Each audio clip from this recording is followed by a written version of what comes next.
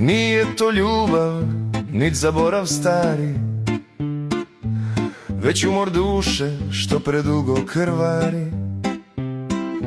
U pseudo-otvorenom gradu bez ključa, gdje se sloboda glumi, a istina šapuća. Grad bez zidina, a pun nevidljivih vrata, otvoren svima, osim vlastitog pamćenja rata. Zastave vise, kafići puni glasova, a u tišini tinja sindrom zarobljenog naroda.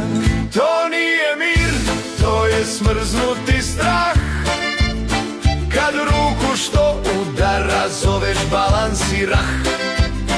Kad kažeš dobro je, može i gore, to nije snaga, to su okove nove. U pseudo-otvorenom gradu se uči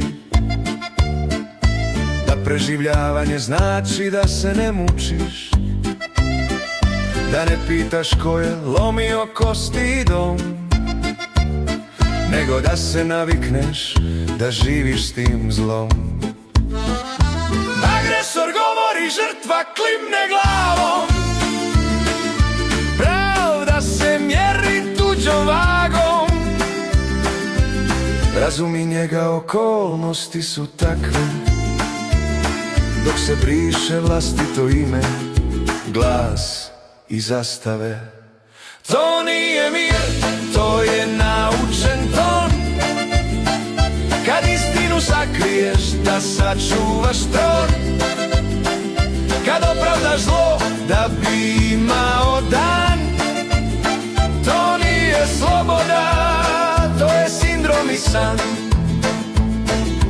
Sindrom ne viče, on tiho se smije, kad žrtva brani ono što je bije, kad zahvalnost raste gdje bola ima, a pokornost glumi razboritost fina.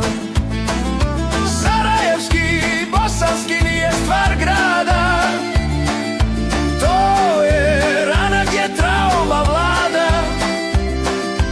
U pseudo-otvorenom gradu bez lanca, najčvršći zatvor je onaj bez stražara i čuvara.